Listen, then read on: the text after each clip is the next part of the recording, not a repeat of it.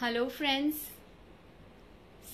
I'm Shilpa Mittal, nutritionist, founder of Shilp's NutriLife Diet and Lifestyle Makeover, and I'm once again back with my live session. And today's topic is childhood obesity.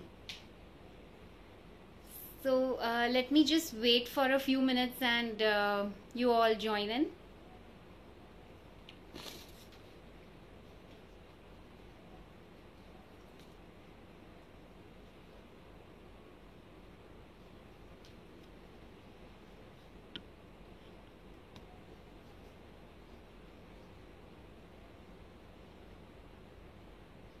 So I'm just waiting for you all to join, and I'm just going to begin the session.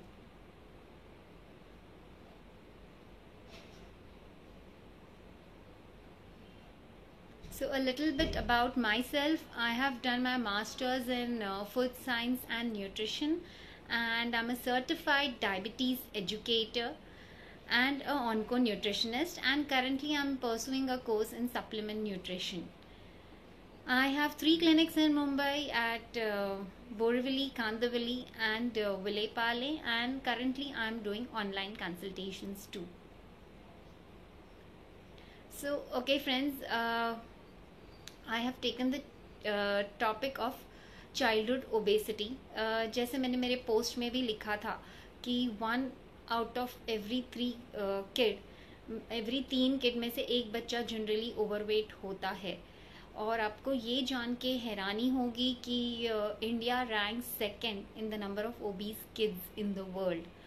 तो ये एक बहुत dangerous situation है, right? मैं शुरुआत इससे करूँगी कि बहुत सी बार हम पेरेंट्स को ये एक्सेप्ट करना थोड़ा डिफ़िकल्ट हो जाता है कि हमारा बच्चा ओबीज है या उस कैटेगरी में जा रहा है. हाय इशिता. सो मैं ये बता रही थी कि जैसे India rank second in terms of obese kids in the world, और इसीलिए आज मैंने ये टॉपिक चुना है. तो हम पेरेंट्स में ये एक्सेप्टेंस आना कि हमारा बच्चा ओवरवेट की तरफ जा रहा है थोड़ा डिफ़िकल्ट रहता है. जैसे मैं आपको बताऊंगी, मेरे पास एक फैमिली आई थी. उनका अराउंड 13-14 ईयर्स का लड़का था जिसको डॉक्टर ने रिपीटेडली कहा था कि इसका वेट कम कीजिए, अदरवाइज इसे प्रॉब्लम हो सकती है. बट पेरेंट्स ने ध्यान नहीं दिया, इग्नोर किया.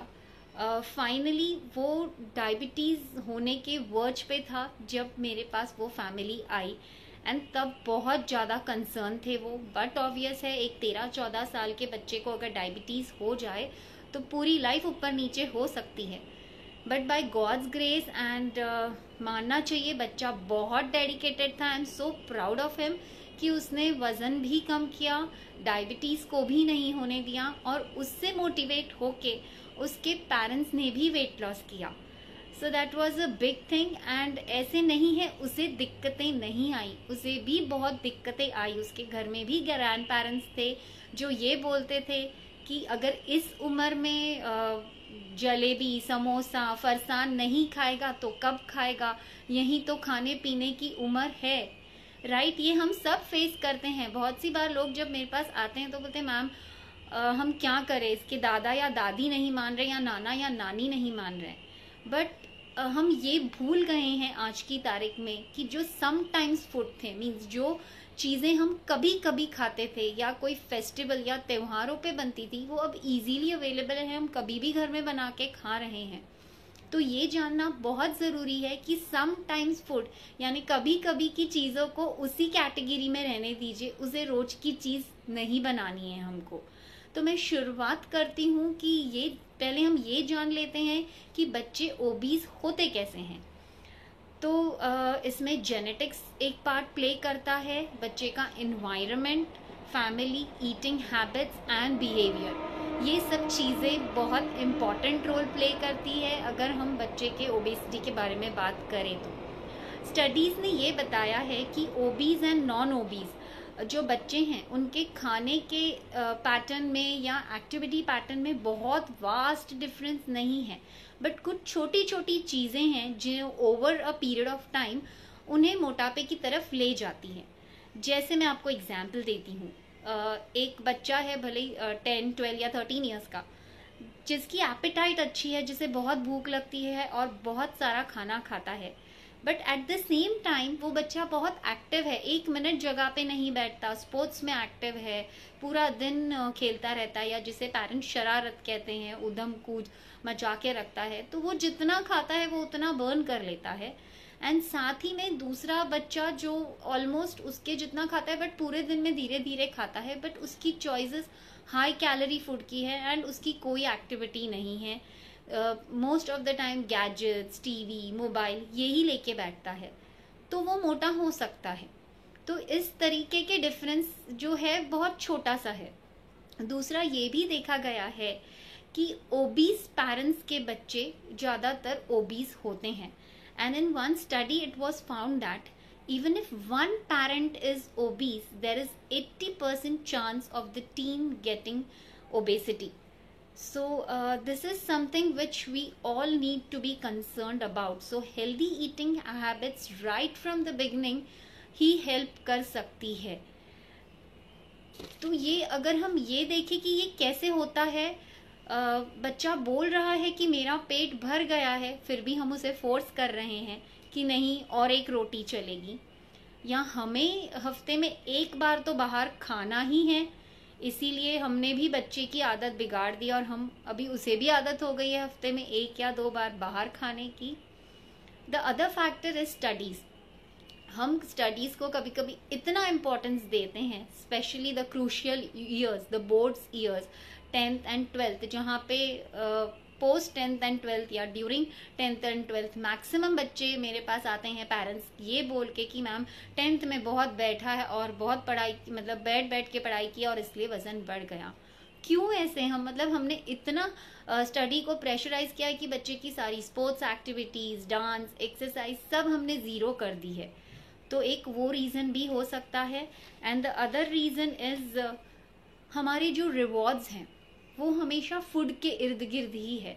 अगर अच्छे मार्क्स आ गए तो आज हमने केक या पेस्ट्री लिया है या हमने उसको चॉकलेट गिफ्ट कर दिया। तो हम जब बच्चे को अप्रिशिएट या रिवॉर्ड्स देते हैं तो उसकी परिभाषा भी हमें चेंज करनी चाहिए।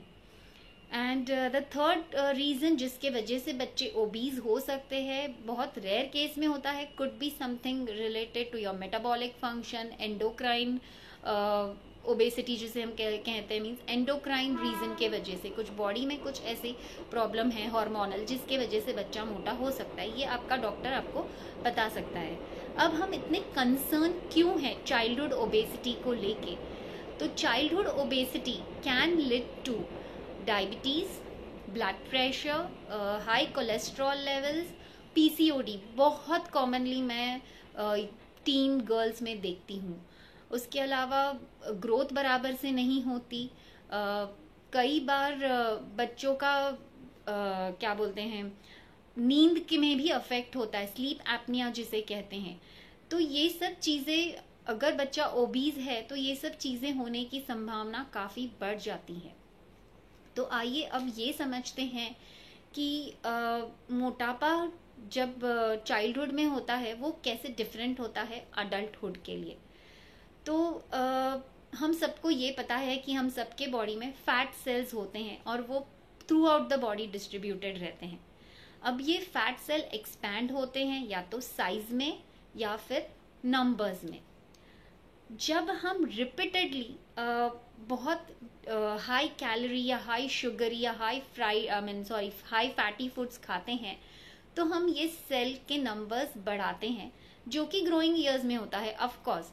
तो अगर हम ऐसे देखें तो ये सेल्स बढ़ते हैं तेजी से, ग्रोथ से लेके 2 ईयर्स तक, जब बाकी के ऑर्गन्स की ग्रोथ होती है।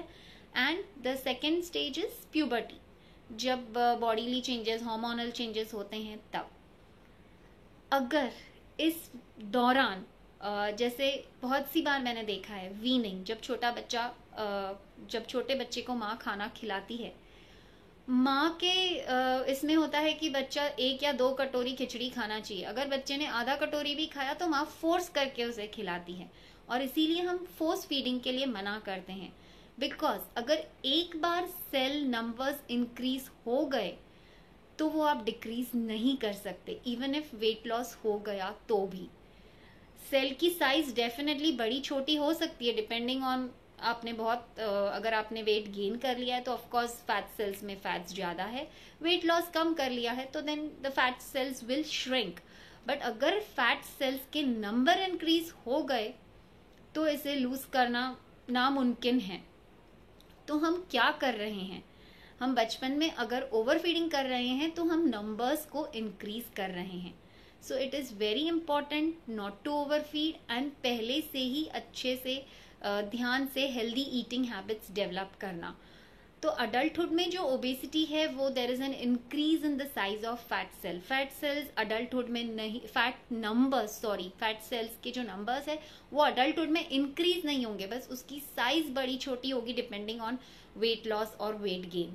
बट जो चाइल्डहुड में है अगर आपने नंबर्स बढ़ा दिए तो अगेन बड़े होके जब बच्चे में मोटापा आएगा तो वो ज़्यादा नंबर्स है तो ऑफकोर्स वो सेल की साइज उतनी इंक्रीज होगी। तो इसके लिए it is very important for us as a parent to help kids की ईटिंग हैबिट्स हेल्दी डेवलप करो। Maybe they may not understand it now but they are definitely going to thank you later in the future. अभी आइए देखते हैं कुछ tips जिसके वजह से आप ओबेसिटी कम कर सकते हो। फर्स्ट इज एक्टिविटी, बहुत बहुत इम्पॉर्टेंट है। जैसे मैंने कहा स्टडीज़ पे हमारा फोकस रहता है, एक्टिविटी बहुत इम्पॉर्टेंट है। भले ही 10 मिनट 15 मिनट जितना भी बच्चा निकाल सकता है, जो भी उसकी हॉबीज़ है, डांस है या कुछ एक्सरसाइजेस है, योगा है, उसमें एनरोल कीजिए या आप भी उसके साथ रेगुलरली कीजिए। और दूसरी एक चीज़, कई बार बच्चा करता है बहुत एक्टिव है, स्पोर्ट्स ग्राउंड जा रहा है, 1 घंटा प्रैक्टिस करके आ रहा है, बट उसके बाद घर आके वो ऑलमोस्ट बैठ जाता है, कुछ भी नहीं करता। So even that's wrong. पूरे दिन एक्टिव रहेगा तो ही उसका मेटाबॉलिज्म अच्छा रहेगा। तो activity plays a very very very important role. उसके अलावा मैंने बहुत सी बार देखा है कि बहुत से बच्चे मील्स स्किप करते हैं। स्पेशली ये जो पीरियड अभी हमारा चल रहा है, बहुत से बच्चे रात को लेट सो रहे हैं। काफ़ी सारे टीम्स जिनको मैं हैंडल कर रही हूँ, सब पेरेंट्स की एक ही कंप्लेन है, मैम रात को 3, 4, 5 बजे सोते हैं और सुबह 12, 1 बजे उठते हैं। So kids please do not disturb your biological clock. अगर आप ये डिस्टर्ब कर रहे हो तो येस, वेरी हाई चांस कि आप मोटापा की तरफ जा रहे हो, वेट गेन करोगे, हार्मोनल इम्बैलेंसेस को इनवाइट करोगे। तो yes, sleeping pattern is very very important. तो प्रैक्टिस कीजिए, टेक हेल्प। अगर आपको लग रहा है कि it is becoming very difficult for you, कि अभी आप वापस अपने ओरिजिनल स्लीपिंग पैटर्न पे नहीं जा सकते, तो take help of experts. Do not delay this thing. उसके अलावा बहुत से बच्चे मील स्किप करते हैं, जो पॉइंट मैं आ रही थी कि अगर आप लेट उठते हो तो डेफिनेटली आपने ब्रेकफास्ट स्किप कर दिया। उसके अलावा भी बहुत से बच्चे बोलते हैं मैम मुझे ब्रेकफास्ट की आदत नहीं है, या तो 1 गिलास दूध या 1 अंडा खा लिया, दैट्स इट। तो बच्चों का जो रिक्वायरमेंट है, because it's a growing age, requirement हमारे से भी ज़्यादा है। अगर वो एक भी स्किप मील करते हैं तो they are missing out on important nutrients. So that is very important and skipping meals will again reduce their metabolism. तो कहीं ना कहीं धीरे धीरे yes, और फिर क्या होगा अगर बच्चा एक मील स्किप करता है तो दूसरे मील में ज़्यादा खाने की टेंडेंसी होगी, क्योंकि डेफिनेटली भूख लगती है and it's a growing year. तो that's one thing. Family meals are very important and studies ने देखा है कि जब फैमिली साथ में खाती है तो हेल्दी भी खाती है and portion sizes are also under control. So इसलिए फैमिली मील्स को एंगेज करना है। This is the best time जब हम सब घर पे हैं और साथ में अच्छे से हेल्दी डिस्कशन करके हम सब अच्छे से खाना खा सकते हैं। हेल्दी स्नैकिंग, ये जो एज है या हमारे साथ भी ऐसे होता है, जो शाम का मील है कई बार बहुत भूख लगती है and most of the teens के साथ या छोटे बच्चों के साथ भी पेरेंट्स मुझे बोलते हैं मैम शाम के टाइम बहुत ज़्यादा भूख लग रही है, तो क्या देना चाहिए। तो येस पेरेंट्स, जो आप घर पे ला के रखोगे बच्चा वो ही खाएगा। तो yes, keep your choices very healthy. तो डिफरेंट टाइप्स की भेल्स बना सकते हो आप। आजकल डिफरेंट ग्रेन्स के पफ्स मिलते हैं, वो यूज़ कर सकते हो। ये सीज़न है भुट्टे का, कॉर्न का, वो दीजिए बच्चों को। तो जहाँ तक हो सके processed packed cereals and other foods जो फरसान है वो कम रखिए। अगर आप घर पे नहीं रखेंगे तो बिलीव मी बच्चे की आदत धीरे धीरे छूट जाएगी। बोलते हैं ना, out of sight is out of mind. So start practising it, very important. बच्चों को एजुकेट कीजिए इन प्रॉपर मैनर। अगर वो पैकेज फूड्स भी ले रहा है तो आपने क्यों मना किया है, बच्चे को रीज़न दीजिए उसके लिए। तो वो बच्चा नेक्स्ट टाइम लेने के पहले वो देखेगा। लेबल्स रीड करना बताइए, पूरा का पूरा नहीं, बट एटलीस्ट उसमें सॉल्ट, शुगर और फैट कितना है, तो चॉइसेस में फ़र्क पड़ेगा। दूसरा, focus on their health rather than on their weight. हम हमेशा बच्चे को बोलते हैं तू मोटा हो रहा है या तू मोटी हो रही है। नहीं, हमारी कंसर्न वो नहीं है। हमें ये चाहिए कि बच्चा हेल्दी रहे। तो वहाँ पे बच्चे को भी ये दिखाना है कि yes we are concerned about his health, not truly in terms of weight. Weight से तो प्रॉब्लम आनी ही है, बट हमें उनकी हेल्थ के लिए ज़्यादा कंसर्न है। So that is one thing. And the very foremost thing is be a positive role model. मैंने बहुत सी बार देखा है पेरेंट्स जो मेरे पास कंसल्टेशन के लिए आते हैं तो बच्चे की कंप्लेंट बहुत अच्छे से करते हैं, मैम ये नहीं करता, वो नहीं करता। लेकिन जब मैं उन्हें पूछती हूँ तो उनके हैबिट्स भी बहुत डिफरेंट नहीं रहते। तो यस, अगर आपको चाहिए कि आपका बच्चा अच्छे से हेल्दी खाए तो प्लीज़ आप खुद भी उस पैटर्न में पहले ढल जाइए। Then it will be very easy. आपको बच्चे को बहुत भागना नहीं पड़ेगा पीछे पीछे, बच्चा अपने आप ये चीज़ समझने लगेगा। The other topic which I want to talk about is diet. How should you put a child on a diet जो ओबीज है, या कैसे मैनेज करना चाहिए, क्योंकि ऑफकोर्स ग्रोइंग ईयर्स भी है। क्या लगता है आपको कैसे मैनेज करना चाहिए? आप लोगों के हिसाब से सही है बच्चे को डाइट पे डालना? बहुत सी बार पेरेंट्स मुझे पूछते हैं मैम क्या करना चाहिए। मैं ये बोलूँगी आप लोगों को बच्चों का जो सेल्फ एस्टीम है उसे बढ़ाना है। आप बच्चे को एक्सेप्ट कर रहे हो, मोटा है, पतला है, कैसे भी है, उसे ये बताना है। हमें उसे उसकी बॉडी इमेज को नहीं डिस्टर्ब करना है। वो जैसे भी है, ही और she looks handsome, looks beautiful. आपकी ड्यूटी एज अ पेरेंट क्या है? आप रिस्पॉन्सिबल हो, घर में आप क्या स्टॉक करते हो, आप क्या खरीद के ला रहे हो। So you have to play your role there and हमेशा इनकरेज करना है उनको फिजिकल एक्टिविटी के लिए। This are the two things जो आपके हाथ में है, आप उनको पुश कर सकते हो इसके लिए। अगर आपने अपने मर्जी से उनकी कैलोरीज या बाकी चीजें रेस्ट्रिक्ट की तो बिलीव मी उनके ग्रोथ पे बहुत बुरा असर पड़ सकता है। इसके अलावा बहुत से पेरेंट्स ये भी पूछते हैं मैम कोई दवाई है जिससे मेरे बच्चे का वजन कम हो जाएगा फटाफट? तो यस, हमें शॉर्टकट्स हम ढूंढते रहते हैं, but believe me for adolescents and kids कोई भी मेडिसिन अप्रूव्ड नहीं है। एंड अगर आप दे रहे हैं तो आप उनकी ग्रोथ एंड डेवलपमेंट को बहुत बड़ा बहुत रिस्क में डाल रहे हैं। तो प्लीज़ ऐसे मत कीजिए। And for a obese kid to lose weight उसकी अकेले की रिस्पॉन्सिबिलिटी नहीं है, उसे बहुत सारा फैमिली सपोर्ट की ज़रूरत होती है। So work it out as a family. अगर पूरी फैमिली उसे सपोर्ट करेगी तो बहुत आसानी से वो ये दौर पार कर सकेगा। जो उसकी ओबेसिटी है वो ओवरनाइट नहीं डेवलप हुई है, धीरे धीरे करके वेट बढ़ा है। तो ये आपको भी समझना है और ये आपके बच्चे को भी समझाना है कि it will take time, but yes support your kid as a family, that is very very important. The best way जो हम कर सकते हैं कि पहले प्लेस में तो वेट बढ़ने ही नहीं दे, यानी प्रिवेंशन की तरफ काम करें। और वो कैसे हो सकता है? जब हम हेल्दी ईटिंग हैबिट्स शुरू से ही डेवलप करें। तो it is very easy to maintain weight than to lose it. So diet for an overweight child जो है वो बहुत इंटेलिजेंटली प्लान करनी होती है ताकि उनकी ग्रोथ और डेवलपमेंट हैम्पर नहीं हो। इसीलिए a genuine request to all the parents कि अपनी डाइट्स की, आप डाइटिशियन के पास गए थे और आपको जो आपको डाइट दी गई है वो बच्चे को मत फॉलो करने दीजिए। बहुत सी बार पेरेंट्स बोलते हैं मैम मेरी डाइट मेरी बेटी या बेटे ने भी बहुत अच्छे से फॉलो की है। सो प्लीज वो अगर करेंगे बच्चे तो उनकी ग्रोथ हैम्पर होगी। तो take help of a qualified person जो प्रॉपरली बैलेंस डाइट प्लान देंगे, ताकि उनका वजन भी कम हो और उनके ग्रोथ एंड डेवलपमेंट पे भी कोई प्रॉब्लम नहीं आए। So thank you so much everyone for joining. And अगर किसी को हेल्प चाहिए, किसी को कंसल्टेशन चाहिए मुझसे, तो yes I have consulted more than 50 plus obese kids, teens, and even I do consultation for small kids. So you can connect to me at 9870404042। मैं कमेंट में भी ये डाल दूंगी मेरे contact details.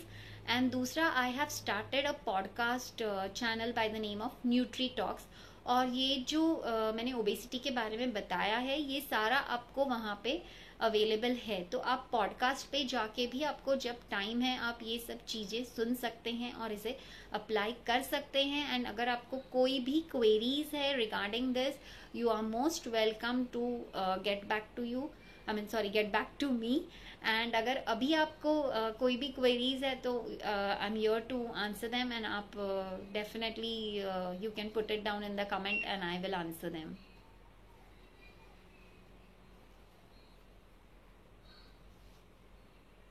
Hi Jyotsna, hi Mr. Ashru.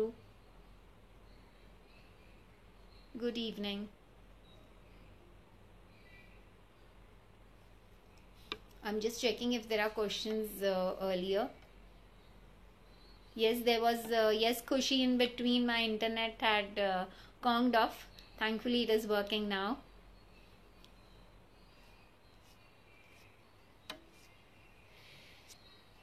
So I'm waiting for some time. अगर आप लोगों को कोई भी क्वेरीज है तो प्लीज़ आप मेंशन कर सकते हैं। एंड अगर आपको किसी को भी अपने लिए या अपने बच्चे के लिए डाइट कंसल्टेशंस चाहिए तो मैं मेरा कॉन्टैक्ट डिटेल्स कमेंट में मेंशन कर दूंगी।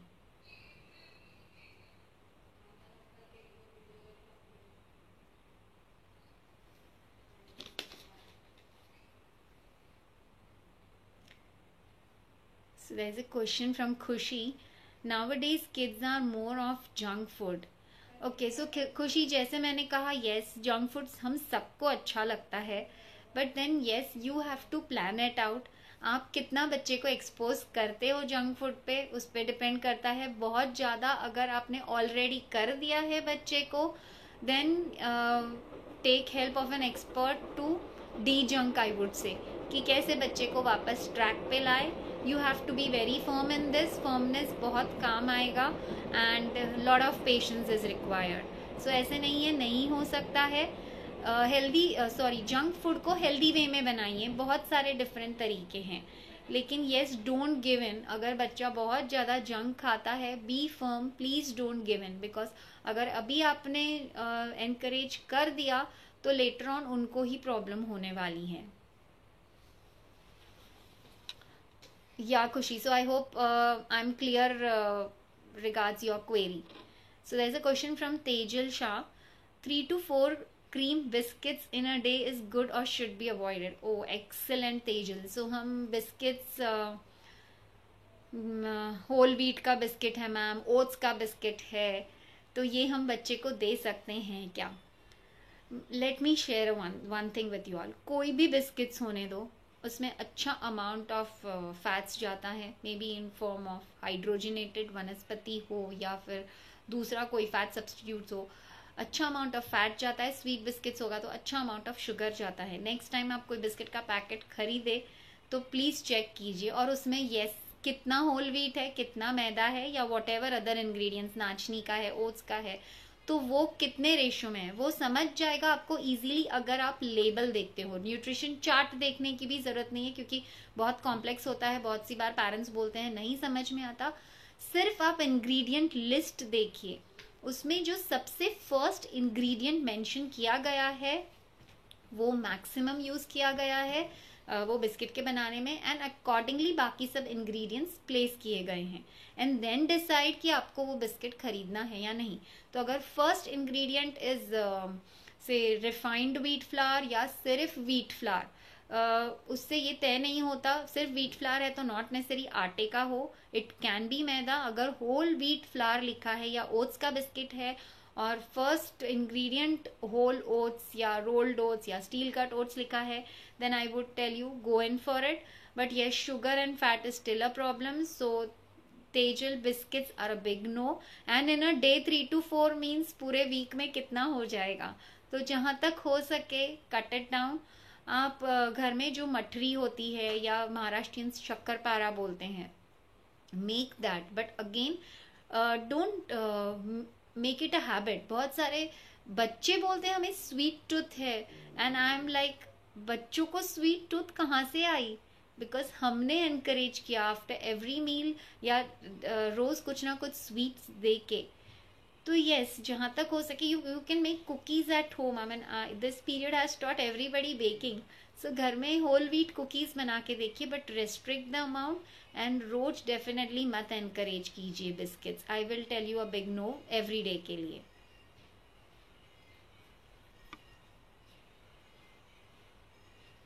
So any more queries, parents? Otherwise I'll call off, and I'm mentioning my contact details in the comments and my podcast link. So do go and subscribe to my podcast channel. It is Nutri Talks by Shilpa Mittal. And ये जो सारे चीज़ें मैंने बताई है different episodes में मैंने वहाँ पोस्ट की है. And thank you so much for joining and patiently listening to me. Thank you so much.